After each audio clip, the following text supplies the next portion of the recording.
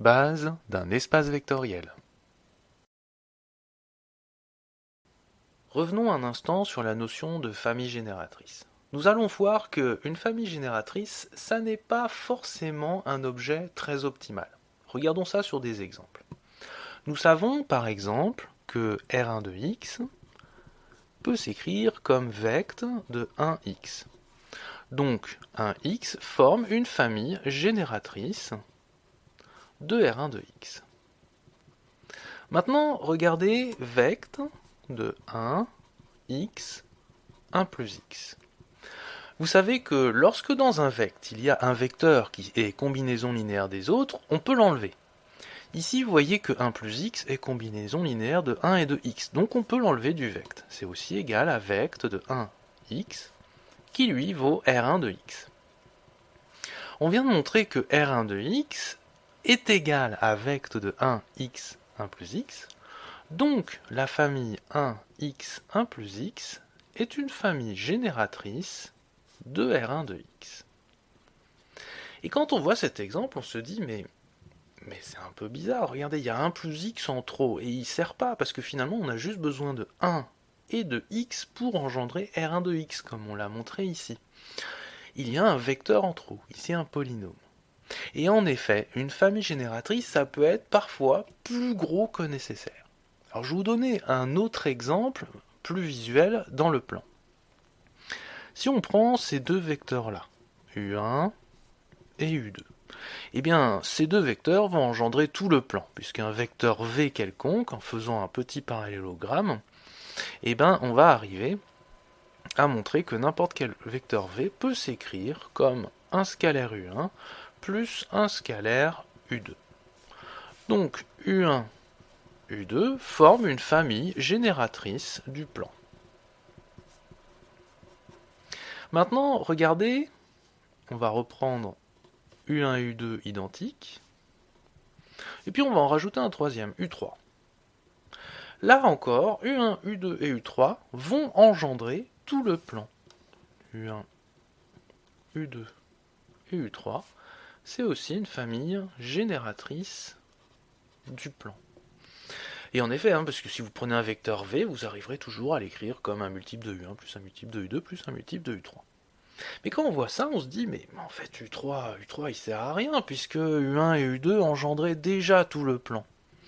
On a encore un exemple de famille génératrice qui est plus grosse que nécessaire. Alors on va essayer de trouver une notion de famille génératrice optimale, c'est-à-dire qui ne soit pas plus grosse que nécessaire. Revenons sur nos exemples. Qu'est-ce qui caractérise une famille trop grosse? Eh bien là, on voit que U3 il sert à rien parce qu'il est déjà à combinaison linéaire des deux autres. Il ne va rien engendrer de nouveau par rapport aux deux autres.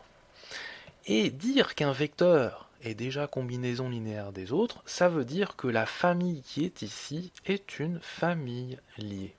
Autrement dit, une famille génératrice n'est pas optimale lorsqu'elle est liée.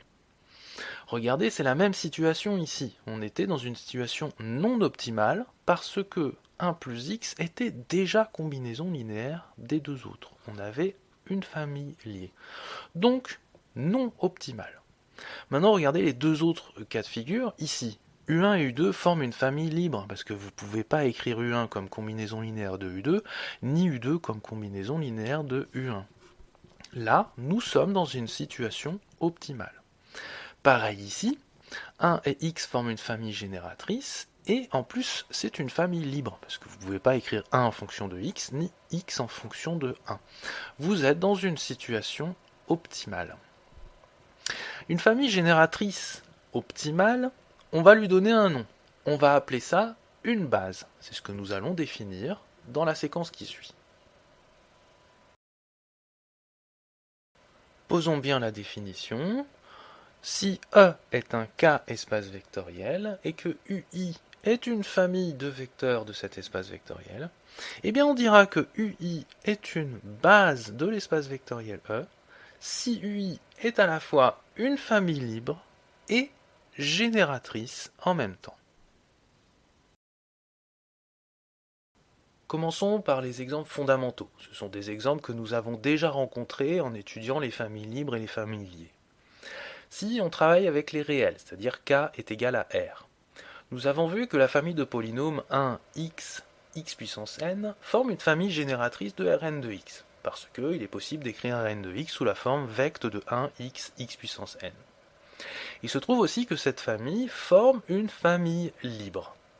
Cette famille est donc génératrice et libre, c'est donc une base de Rn de x.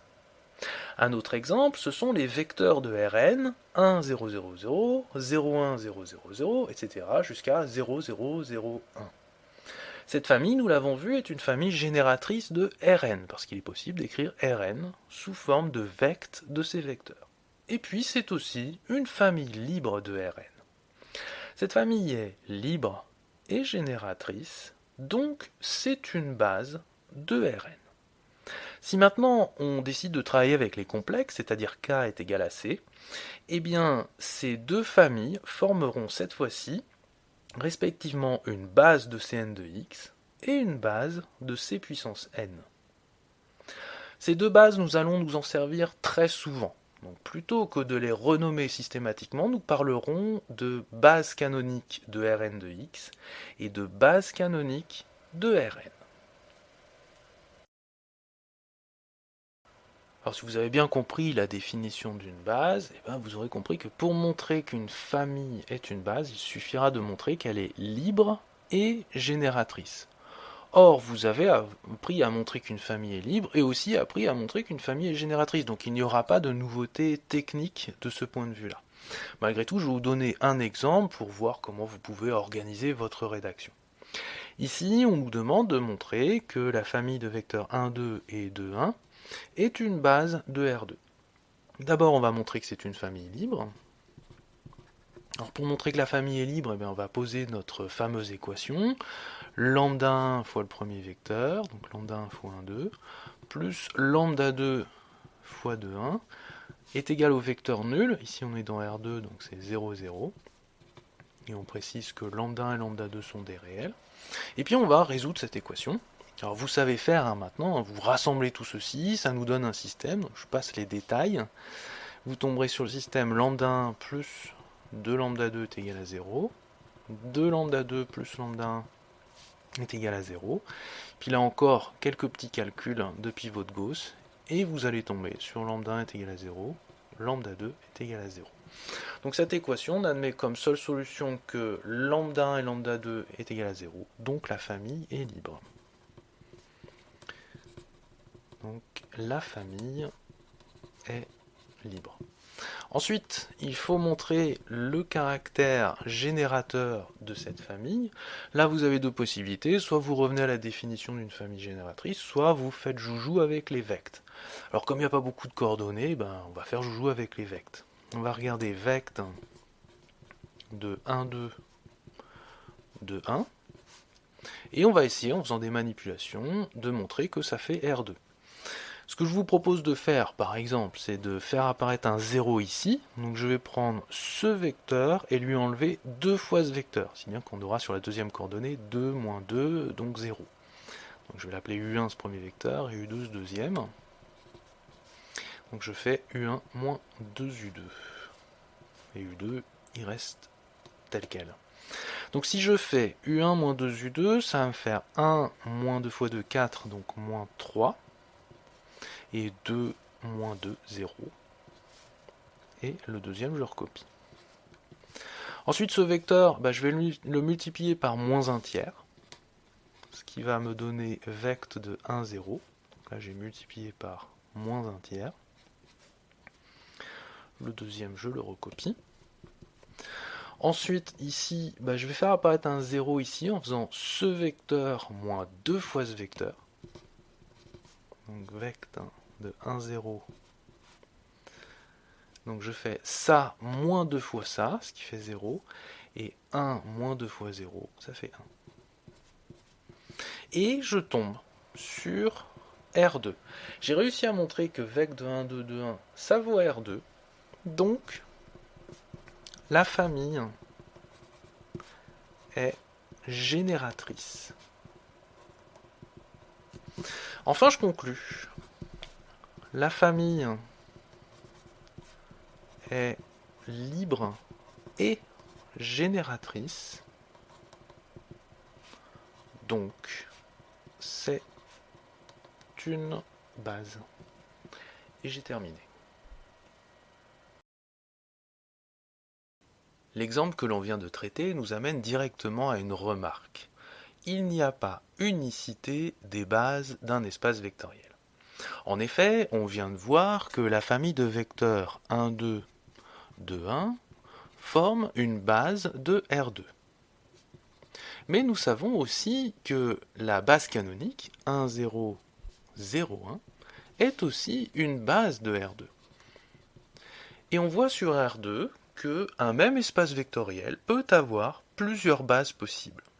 Et en fait, on peut même montrer que si un espace vectoriel admet une base, alors il en admettra une infinité. Il n'y aura jamais unicité des bases. Maintenant, cette remarque nous amène aussi à une deuxième question. Est-ce qu'un espace vectoriel admet toujours une base? Et c'est ce que nous allons examiner dans la suite de la vidéo. Nous disposons du théorème d'existence suivant. Si vous prenez E un K-espace vectoriel qui n'est pas réduit au vecteur nul, alors on peut démontrer que E admet toujours une base. Il faut savoir que si l'on veut démontrer ce résultat dans toute sa généralité, il nous faudrait faire un détour par la théorie des ensembles, utiliser un lemme technique qu'on appelle le lemme de Zorn, qui est équivalent à l'axiome du choix de la théorie des ensembles.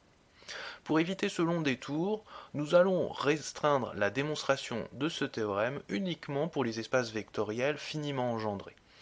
Car je vous le rappelle, ce sont les seuls espaces vectoriels que nous allons étudier dans ce cours.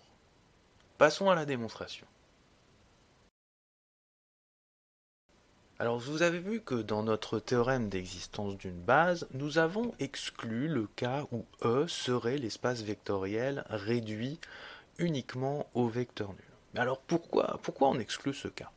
La réponse se trouve dans la proposition suivante. Si vous prenez E un espace vectoriel et U1, UN, n vecteurs de E, si jamais l'un des vecteurs UI est nul, alors votre famille sera liée, c'est-à-dire elle ne sera pas libre. Je vais démontrer ce résultat-là. Démonstration. Alors, on va étudier la liberté de cette famille-là en supposant que l'un des vecteurs est nul. Comme l'ordre importe peu, eh bien, je vais supposer par exemple que le premier vecteur est nul. Donc si U1 est égal au vecteur nul. Et puis comme d'habitude, pour étudier la liberté, on pose l'équation habituelle, on va faire lambda 1 U1 plus lambda 2 U2 plus lambda n UN est égal au vecteur nul. Ici, lambda 1 U1, ça va faire lambda 1 fois le vecteur nul, puisqu'on a imposé U1 est égal au vecteur nul, plus lambda 2 U2, plus lambda n UN est égal au vecteur nul, avec les lambda i des scalaires. Et on se pose la question, eh bien, est-ce que cette équation admet des solutions avec des lambda i non tous nuls? Et quand on réfléchit quelques secondes, eh ben on se rend compte que oui, il y a des cas où ça marche. Si par exemple vous prenez 3 fois le vecteur nul, plus 0 fois le vecteur U2, plus 0 fois le vecteur UN, ça va vous faire quoi? Ça va faire vecteur nul, plus vecteur nul, plus vecteur nul, donc ça va bien faire vecteur nul.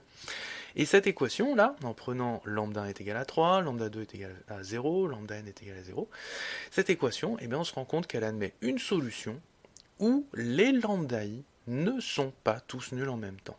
Donc la famille sera liée. Alors j'écris ça au propre, donc l'équation je vais l'appeler E. E admet une solution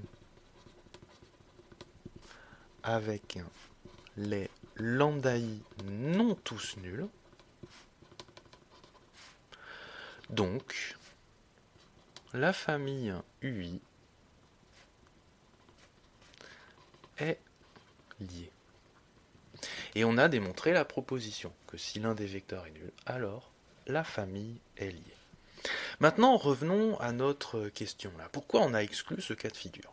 La réponse se trouve dans le corollaire suivant. Corollaire. L'espace vectoriel qui serait réduit au vecteur nul n'a pas de base. Alors démontrons ça. Qu'est-ce qu'il faut pour avoir une base? Je vous rappelle qu'une base, ça doit être une famille qui est libre et génératrice.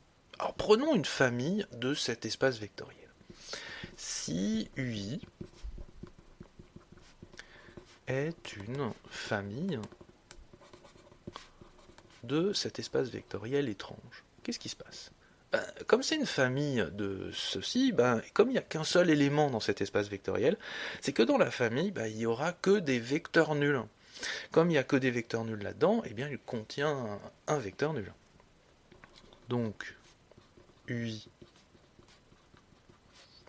contient un vecteur nul. Or, on vient de montrer par la proposition que si on a une famille qui contient un vecteur nul, alors cette famille est liée. Donc, elle est liée. Et être lié, c'est l'inverse de libre, donc pas libre. Mais pour avoir une base, il nous faut une famille libre et génératrice. Et on vient de montrer que n'importe quelle famille de cet espace vectoriel n'est pas libre. En fait, on n'aura donc jamais de base. Donc, cet espace vectoriel n'a pas de base. Et on a expliqué pourquoi on exclut ce cas de figure. Passons maintenant à la démonstration de notre théorème dans sa version simplifiée, c'est-à-dire dans le cas des espaces vectoriels qui sont finiment engendrés, c'est-à-dire qui ont une famille génératrice finie. Il existe plusieurs démonstrations de ce théorème. Celle que je vous propose est une version algorithmique. En fait, nous allons démontrer ce que l'on appelle le théorème d'extraction, qui dit que dès que vous avez une famille génératrice finie, eh bien, vous pouvez toujours en extraire une base. Nous avons un espace vectoriel finiment engendré, donc qui admet une famille génératrice finie, et grâce au théorème d'extraction, eh bien, on pourra en déduire qu'il admettra une base, et on aura démontré l'existence d'une base. Comme vous le savez, dès qu'on attaque un algorithme, il vaut mieux le comprendre sur un exemple avant de le traiter de manière très générale. Donc je vous propose ici une illustration de comment va fonctionner notre algorithme. Ici, vous voyez, l'espace des polynômes R2 de x est engendré par cette famille 1, x, x au carré, x plus x au carré, 1 plus x au carré. Donc ici, nous avons une famille génératrice. Malheureusement, cette famille n'est pas libre, parce que, par exemple, vous voyez, ce polynôme est déjà combinaison linéaire des autres. Ce que l'on va faire dans notre algorithme, c'est que l'on va éliminer des éléments jusqu'à ce que l'on tombe sur une famille libre. Alors, 1 plus x au carré est déjà combinaison linéaire des autres, donc je peux l'enlever du vect. J'obtiens ceci pour la première étape, ça nous fait vect de 1, x, x au carré, x plus x au carré, car 1 plus x au carré est combinaison linéaire des autres.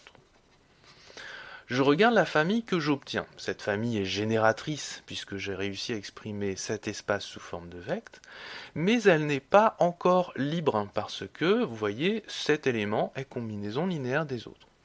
Or, il est combinaison linéaire des autres, donc je sais que je peux l'enlever du vect. Donc l'étape suivante, je l'enlève, ça me fait vect de 1x, x au carré, car x plus x au carré est combinaison linéaire des autres. J'arrive ici, j'obtiens une famille génératrice, puisque j'ai réussi à exprimer ceci sous forme de vect, et cette famille est libre. Ma famille est libre et génératrice, j'ai donc trouvé une base. Donc 1x, x au carré est une base. Et si on regarde le fonctionnement de l'algorithme, eh bien j'élimine successivement des vecteurs jusqu'à ce qu'au final je tombe sur une famille qui sera libre et qui va me donner une base. C'est ceci que nous allons mettre en forme de manière très générale pour démontrer notre théorème. Lorsque nous allons décrire notre algorithme, il va falloir montrer que celui-ci s'arrête à un moment donné et produit au final une base. Et pour démontrer ça, on aura besoin d'un petit résultat technique que je vous présente ici sous forme de lemme. Si vous considérez E un cas espace vectoriel et que vous regardez un vecteur U qui est non nul, Ce vecteur U, eh bien, il peut constituer à lui tout seul une famille. Et la famille constituée du seul vecteur U, que l'on peut noter U entre parenthèses, eh bien, ce sera une famille libre. Alors on va démontrer ça, et puis pour vous aider, je vous ai remis ici la définition d'une famille libre. Ce que l'on veut montrer, c'est que la famille constituée de U tout seul est libre. C'est-à-dire, il faut montrer que si cette équation a lieu dans ce cas de figure, alors les lambdas sont tous nuls. Oui, mais ici, il n'y a qu'un seul vecteur, c'est-à-dire n est égal à 1. Donc mon équation qui est ici, elle va devenir lambda 1 fois u est égal à 0, avec lambda 1 scalaire. Et essayons de montrer que si cette équation a lieu, alors les lambdas sont obligatoirement nuls. Oui, mais u, il est non nul. Donc lambda 1 fois u est égal à 0, ça implique lambda 1 est égal à 0. Et j'ai réussi à montrer que cette équation implique que tous les lambdas sont nuls. Vous voyez, c'est ici. Donc la famille constituée du seul vecteur u est libre. Et j'ai démontré mon lemme. Je vais vous décrire formellement l'algorithme que j'ai appliqué tout à l'heure sur un exemple très simpliste qui permet d'extraire une base d'une famille génératrice finie. Alors je vous rappelle les hypothèses, mon espace vectoriel E ici ne sera pas réduit à l'espace vectoriel nul et il sera supposé finiment engendré, c'est-à-dire qu'on peut trouver une famille finie génératrice. Ici ça sera U1, UN. Alors gardez bien à l'esprit que U1UN est génératrice si et seulement si E peut s'écrire sous la forme vec de U1UN. On va s'en servir sans arrêt dans la description de l'algorithme. Alors que commence par faire notre algorithme? Eh bien il commence par faire un test sur la famille U1UN pour savoir si elle est libre. Donc si U1 UN est libre. Alors qu'est-ce qui se passe si la famille est libre? Eh bien, la famille est libre, mais elle est aussi génératrice, puisque l'espace vectoriel E s'écrit sous forme de vec de U1UN. La famille est donc libre et génératrice, donc la famille sera une base. Donc U1UN est une base. Dans ce cas-là, notre algorithme a trouvé une base. Eh bien, il s'arrête, puisque c'est son travail justement de trouver une base. Donc, stop. Oui, mais il est possible que la famille ne soit pas libre. Et dans ce cas, l'algorithme il doit continuer son travail. Donc sinon, la famille qui est ici n'est pas libre, c'est-à-dire qu'elle est liée. Donc U1, UN est liée. Alors je vous rappelle qu'une famille est liée si l'un des vecteurs est combinaison linéaire des autres. Donc comme la famille est liée, il y en a un quelque part là-dedans qui peut s'écrire comme combinaison linéaire des autres. Alors comme ça peut être un petit peu casse-pied d'en identifier un, on va dire, quitte à renommer les vecteurs, on va dire que c'est UN qui est combinaison linéaire des autres. Donc, quitte à renommer,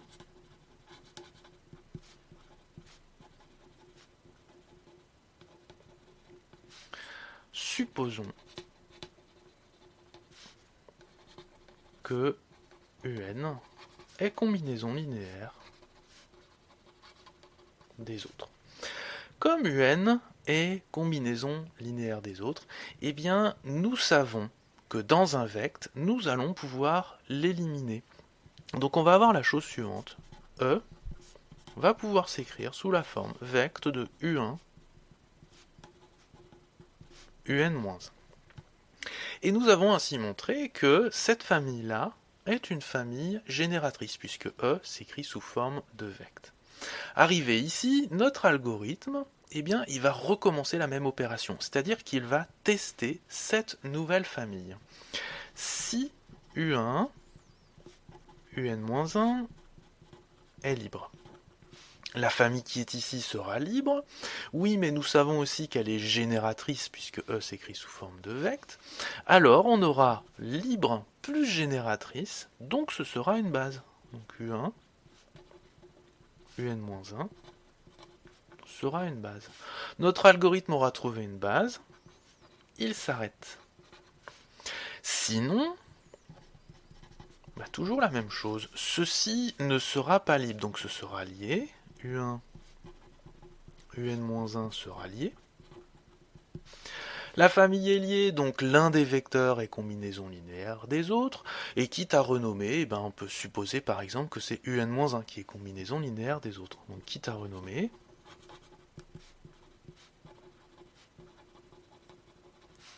supposons que UN-1, combinaison linéaire des autres. Comme UN-1 est combinaison linéaire des autres vecteurs, je vais pouvoir l'éliminer du vect et j'aurai ceci. E est égal à vect de U1, 3 petits points, UN-2. Et je réapplique mon algorithme à cette nouvelle famille. Donc si U1, UN-2 libre, alors j'aurai une base et je m'arrête. Sinon, je ne vais pas le faire, etc. Voilà comment fonctionne mon algorithme. Il va éliminer successivement des vecteurs jusqu'à ce qu'il tombe sur une base.